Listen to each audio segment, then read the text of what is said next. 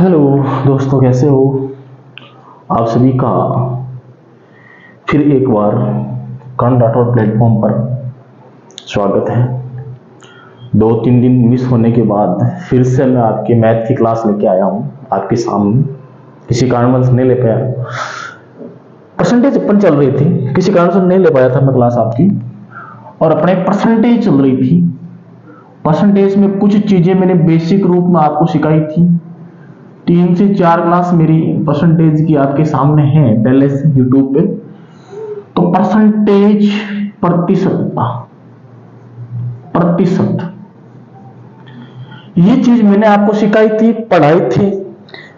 तो कुछ बातें हमने सीखी थी, टेबल सीखी थी कि किस प्रकार अपन परसेंटेज को फ्रैक्शन में चेंज कर सकते हैं और किस प्रकार वापस फ्रैक्शन को परसेंटेज में चेंज कर सकते हैं। दोस्तों देखो, आज एक चीज लिखता हूं, उसको आप समझने की कोशिश करना। जैसे मैंने लिखा कि A% या A% ऑफ B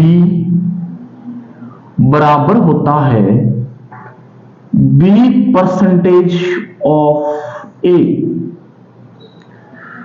चाहे आप इसको ऐसे भी बोल सकते हो कि A%, इसको हिंदी में बोला जाए तो क्या बोला जाएगा कि B का A% बराबर होता है A का B%।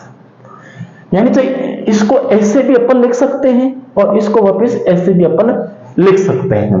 कैसे लिख सकते हैं? दोनों का आंसर क्या आना भैया?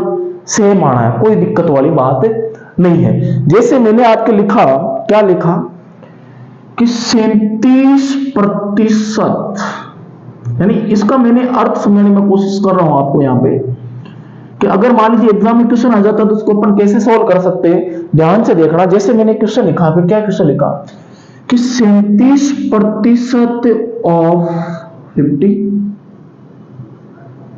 क्या होगा। जैसे आपके सामने क्वेश्चन क्या है कि 37% ऑफ 50, सीधा सा। अब इसका मैं ऐसे निकालूं कि भाई 37/100 गुणा 50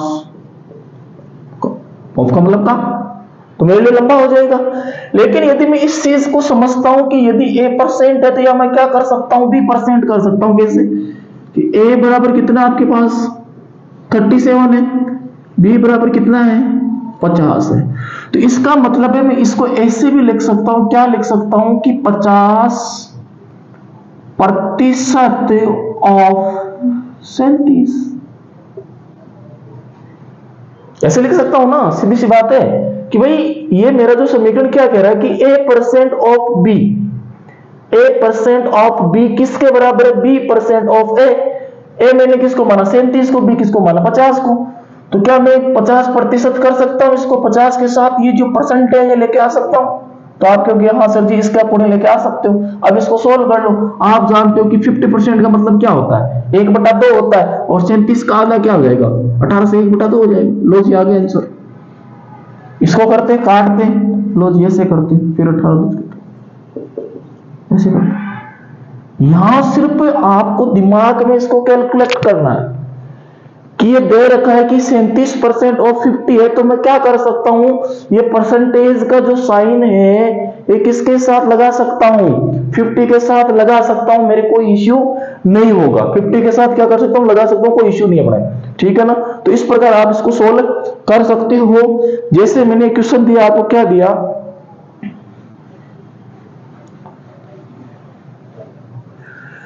जैसे मैंने क्वेश्चन दिया कि भैया आप बताओ कि 86.4% ऑफ 375। अब जैसे मान लीजिए आपके सामने ये क्वेश्चन है तो इसको अपन कैसे सोल्व कर सकते हैं? क्या आप 375 का 86.4% निकाल सकते हो? आप कहोगे नहीं सर, नहीं निकाल सकता, टाइम लगेगा मेरे को निकालने में। लेकिन इसको मैं क्या कर सकता हूं, इसके अकॉर्डिंग मानूं तो इसको मैं क्या लिख सकता हूं? इसको ऐसे लिख सकता हूं क्या कि 375%, यानी ये प्रतिशत का साइन किसके साथ चला गया। लेकिन एक चीज ध्यान रखना, ये पॉइंट बी आगे जाएगा। पॉइंट भी क्या जाएगा, आगे जाएगा। तो ये क्या हो जाएगा, 37.5% ऑफ 864 ऐसे लिखा जाएगा।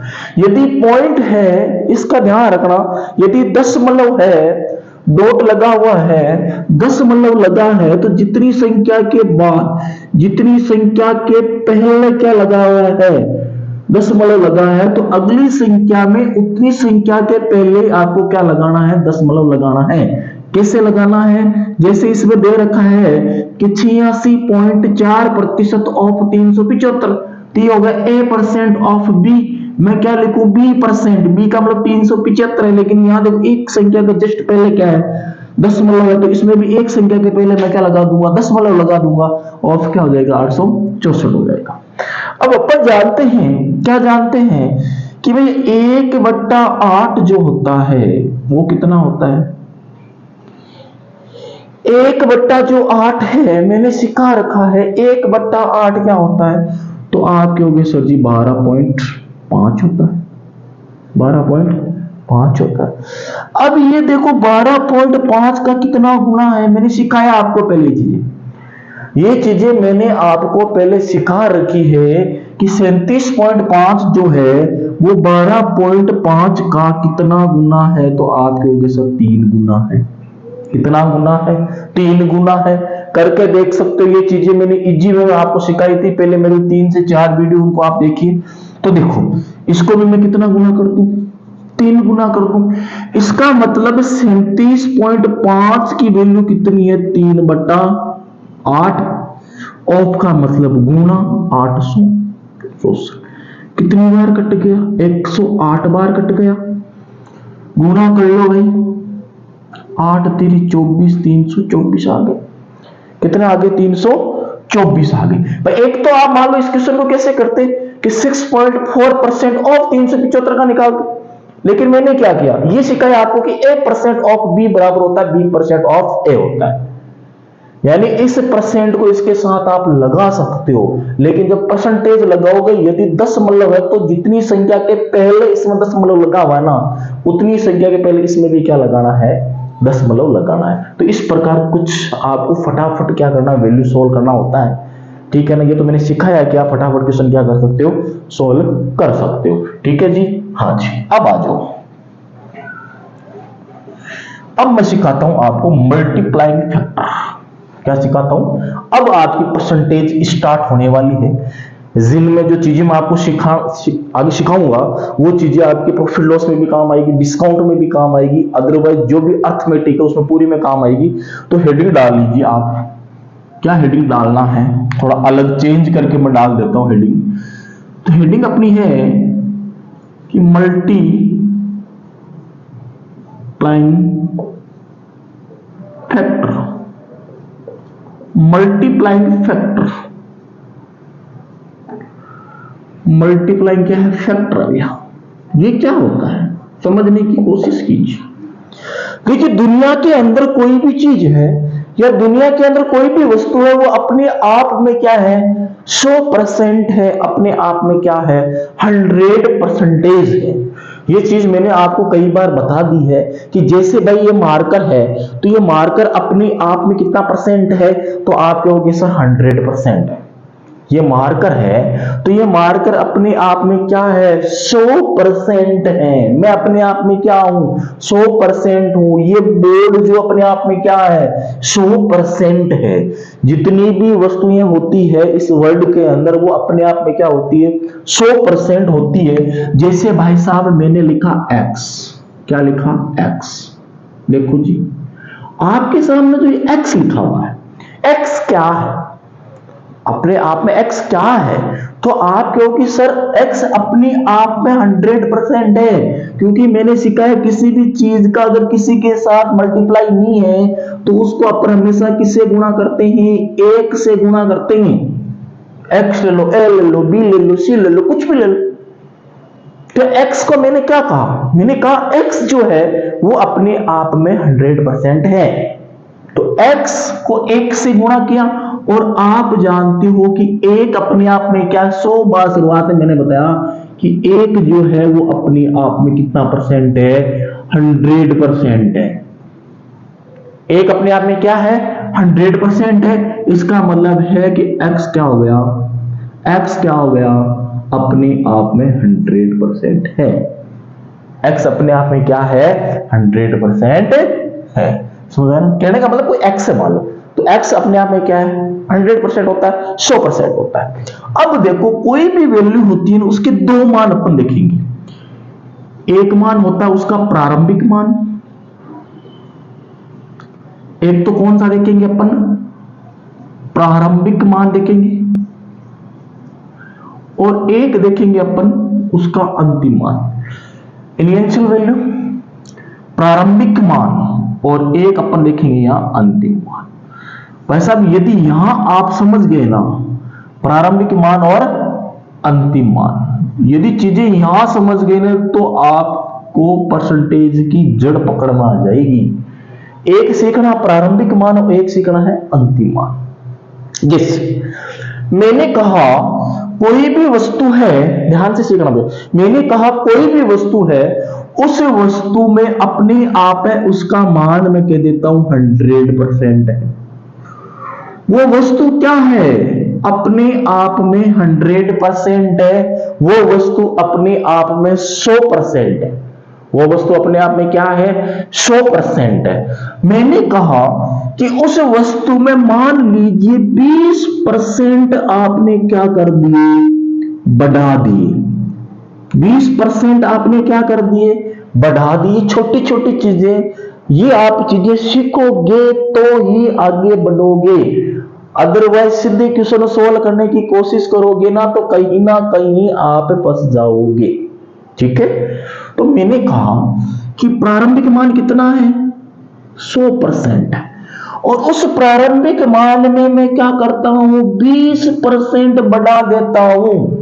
अब मान लो 100 में आप 100% में आप 20% बढ़ाओगे तो कितना परसेंट आएगा भैया, तो आप कहोगे सर 120% आएगा। तो प्रारंभिक मान कितना, 100%, अंतिम मान कितना, 120%। क्यों है, क्योंकि मैंने इसके अंदर 20% क्या किए हैं, बढ़ाए हैं। मैंने क्या किए हैं, प्रारंभिक मान में 20% बढ़ाए हैं। मैं कह देता हूं कि भाई साहब इस चीज को आप प्रारंभिक मान और अंतिम मान को अनुपात के रूप में लिखो। किस रूप में लिखूं, अनुपात के रूप में लिखूं। तो आप कहोगे सर अनुपात का मतलब यही तो होता है कि 100% अनुपात 120%, कि अनुपात क्या हो गया, तो आप कहोगे सर अनुपात हो गया 100% एंड आपके 120%। काट लो, 20 से कट जाएगा 5%, सॉरी 20 से कितनी बार कटा, 5 बार, और 120 कितनी बार कट जाएगा, 6 बार। अब देखो ये आया है 5 यूनिट और 6 यूनिट, 5 यूनिट और 6 यूनिट की कोई संख्या, उसका मान प्रारंभिक मान 5 यूनिट है, 20% बढ़ाने के बाद उसका अंतिम मान होगा 6 यूनिट। देखो कैसे बढ़ाया सर, कि भाई अपन जानते हैं कि भाई 20% है, 20%, और 20% जो है उस 20% को मैं फ्रैक्शन में कैसे लिखूंगा, सिखा रखा है मैंने, आप जानते हो, आपको टेबल याद है। तो 20% का मतलब होता है 1/5, 1/5 ही होता है। 20% का मतलब क्या होता है, तो आप कहोगे सर 20% का मतलब 1/5 होता है। तो 1/5 हमेशा ध्यान रखना है कि बट्टा में जो चीज आती है तो अपन इसको ऐसे लिखते हैं, अंश बट्टा हर, अंश बट्टा हर तो होता है। फ्रैक्शन जो होती है, फ्रैक्शन किस रूप में होती है, अंश बट्टा हर होता है, आपने पढ़ा है छोटी क्लासों में। तो हमेशा ध्यान रखना है कि जो हर होता है ना, हर, वो हर ही कौन सा मान होता है, तो आप कहोगे सर हर ही प्रारंभिक मान होता है। हर ही कौन सा होता है, प्रारंभिक मान होता है। तो यहां 5 क्या है, प्रारंभिक मान है। 5 क्या है आपके प्रारंभिक मान है। ऊपर जो आता है ना वो सिर्फ चेंजमेंट आता है, बदलाव आता है। क्या आता है? बदलाव आता है कि कितना बदला, कितना बढ़ा, कितना घटा, वो चीजें हमेशा क्या आएगी? ऊपर आएगी। तो मैंने क्या कहा कि हमेशा ध्यान रखना है कि जो भी अपन फ्रैक्शन लिखते हैं, फ्रैक्शन में एक चीज अंश होती है, बटा में क्या होता है? हर होता है। और ये हर जो होता है वो हर वैल्यू का प्रारंभिक मान होता है। कौन सा मान होता है? प्रारंभिक मान होता है। और अंश जो आता है ना वो सिर्फ क्या आता है? चेंजमेंट आता है, बदलाव आता है। वो सिर्फ चेंजमेंट आता है और क्या आता है? बदलाव आता है और कुछ नहीं है। अब मेरे को एक चीज बताओ, प्रारंभिक मान कितना? तो आपने कहा सर प्रारंभिक मान 5 है। अब एक चीज मेरे को बताओ, ये इसको यदि मैं क्या करूं? गुणा तो करूंगा। ये कहेगा 5 का 20% कितना है? ये क्या कहना चाहता है? ये जो आपको समीकरण दिख रहा है ना, ये क्या कहना चाहता है? ये तो कहना चाहता है कि 5 का 20% कितना है? 1 है। 5 का 20% कितना है? 1 है। निकाल लो, चाहिए 5 का 20% निकाल लो। 20 पंजे 100, 5 5 1 आया कि नहीं आया? तो ये तो कहना चाहता है कि 5 का 20% कितना है? 1 है। अब 1 मैंने क्या कहा था? 20% बनाना है। तो एक तो चेंजमेंट हो रहा है, ये चेंजमेंट किस में हो रहा है? 5 में होगा। बढ़ाने के लिए कहीं तो प्लस कर दो और घटाने के लिए कहीं तो क्या कर दो? माइनस कर दो। तो 5 में यहां क्या कहा गया था कि बढ़ाना है 1, तो 5 1 6 होगा। तो ये होता है प्रारंभिक मान और अंतिम मान। अंतिम मान कैसे आता है? तो आपको हमेशा ध्यान रखना है, आगे बोला जाएगा कि भाई इतना % बढ़ाओ तो वो अंतिम मान आ जाएगा, इतना % घटाओ तो भी वो क्या आ जाएगा? अंतिम मान आ जाएगा। चलो और थोड़ी सी बात और करते हैं अपन। यही से देखो चीजें सीखने को मिलेगी आपको, यही से चीजें सीखने को मिलेगी भाई साहब। अब देखो अपन जानते, मैंने कहा कि भैया किसी संख्या में मैं क्या कर दूं? 32% बढ़ा दूं। इसका बताओ प्रारंभिक मान क्या है और अंतिम मान क्या है? अपन क्या करते हैं? क्या किया है इसने बोला है कि कोई भी संख्या है उसका जो प्रारंभिक मान है उसमें 32% बढ़ा दो। तो अपन ने क्या माना? हमेशा कोई भी चीज होती है उसका प्रारंभिक मान कितना मानते हैं? 100% मानते हैं, क्योंकि कोई भी चीज होती है वो अपने आप में क्या होती है? 100% होती है। यही मैंने सिखाया आपको, यही मैंने आपको बताया कि भाई कोई भी चीज अपने आप में क्या होती है? 100% होती है। 32% बढ़ाया तो कितना हो गया? 132 हो गया। लेकिन इतना नहीं करना है, क्योंकि ये तो नॉर्मली क्वेश्चन में आप कर सकते हो। जब आगे क्वेश्चन क्या आएंगे, आपके टफ क्वेश्चन आएंगे, तो उनमें आपको फ्रैक्शन मेथड अपनाना पड़ेगा। उस फ्रैक्शन मेथड को पूरा समझना पड़ेगा, ध्यान रखना इस चीज का।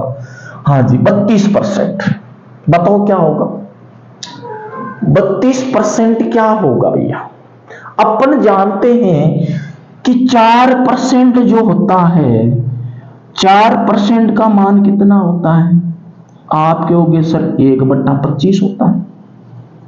चीजें वही है जो टेबल में मैंने सिखाई है आपको, चीजें वही है, अलग नहीं है। मैंने सिखा रखा है कि 4% का मतलब 1/25 होता है, और 32 है वो 4% का कितना गुना है? तो आपने कहा सर 8 गुना है। कितना गुना है? 8 गुना ही तो है कि भाई 4% जो अपन को आता है, 4% का मेरे को पता है 1/25 होता है। तो 4% से मेरे को क्या बनाना है? 32% बनाना। तो कितना गुना करूं? 8 गुना ही तो करूंगा। तो इसको भी कितना से गुना कर दूं? 8 से गुना कर दूं। इसका मतलब 32% का मतलब क्या आया? 8/25 आया। 8 कितना आया भाई? 25 ही तो आया है। 8/25 ही तो आया आपके, अलग थोड़ी आया कुछ ना। हाँ जी। अब इसका मतलब क्या है? इसका मतलब ये हुआ कि आपके प्रारंभिक मान कितना? मैंने कहा हमेशा जो नीचे वाला होता है, हर जो होता है वो हमेशा प्रारंभिक मान होता है, और उसके ऊपर जो होता है वो चेंज होता है, बदलाव होता है। इसका मतलब सीधा सा है कि 25 का 32% कितना है? 8 है। 25 का 32% कितना है? 8 है। निकाल के देख लो चाहे कि 25 का 32% कौन है? 8 है। दे लो, गुणा आ जाएगा 25 408। लो जी 8 आ गया। आया कि नहीं आया? इसका मतलब प्रारंभिक मान कितना था? 25 है और बदलाव कितना हुआ? 8 का हुआ है, यानी 25 और 8 कितने हो गए? 33 हो गए। 25 और 8 कितने? 33। मैंने शुरुआत में आपको इसको नॉर्मली भाषा में समझाया था। इसको नॉर्मली भाषा में समझो। आप वापिस वो बाल्टी वाला उदाहरण देता हूं मैं आपके। जैसे मान लो एक बाल्टी है, ये लो जी एक बाल्टी है। शुरुआत में ये चीज सिखाई थी। ये बाल्टी क्या कह रही है? नहीं, ये 8/25 क्या कहना चाहता है आपसे? ये पूरा का पूरा क्या कहना चाहता है? पूरा का पूरा क्या कहना चाहता है? ये पूरा का पूरा ये कहना चाहता है कि भाई साहब ये जो बाल्टी है इसमें टोटल कितना जल आता है? टोटल का मतलब हमेशा 100% ही होता है भाई। टोटल का मतलब हमेशा कितना होता है? 100% होता है। पूरा भरा हुआ इसका मतलब 100%। मैंने क्या कहा? जो चीज अपने आप में पूरी है, जो चीज अपने आप में क्या है? पूरी है, वो अपने आप में क्या है? 100% है। तो यहाँ पे 100% मैंने शुरुआत में सीखा। 100% क्या है? प्रारंभिक मान है। इसका मतलब इसका प्रारंभिक मान कितना है? 25। मैं कह दूं इस पूरी बाल्टी में कितना लीटर जल आता है, तो आप कहोगे सर 25 लीटर जल आता है। कितना वाटर आता है? 25 लीटर वाटर आता है। लेकिन भरा हुआ कितना है? 8 लीटर भरा हुआ है। पूरा नहीं भरा हुआ है। कितना लीटर भरा हुआ है? 8 लीटर ही भरा हुआ है। अब इसको दो लैंग्वेज में आप कह सकते हो। क्या कह सकते हो? कि भाई साहब ये 25 लीटर की बाल्टी, लेकिन इसमें अभी प्रेजेंट टाइम में कितना जल भरा हुआ है? तो आप कहोगे सर 32% जल भरा हुआ है। कितना जल भरा हुआ है? 32% जल भरा हुआ है। या ऐसे कह सकते हो कि टोटल जल है 25 लीटर और 25 में से 8 लीटर क्या भरा हुआ? आपके जल भरा हुआ है। टोटल कितना? 25 लीटर और 25 लीटर में से कितना लीटर भरा हुआ है? 8 लीटर भरा हुआ है। तो अब दोस्तों ये चीजें आपको सिखाऊंगा मैं, आगे लेके जाऊंगा, बहुत दूर तक लेके जाऊंगा और एक एक चीज समझाऊंगा। किसी प्रकार का कोई भी आपको सिलेबस परचेज करने की आवश्यकता नहीं है। आप तो सिर्फ यूट्यूब पर मेरी क्लासेस कंटिन्यू देखो, डेली क्लासेस आएगी, ठीक है ना। और बाकी डेली आपको 40 से 50 मिनट की क्लास रोजाना मिलेगी। Thank you.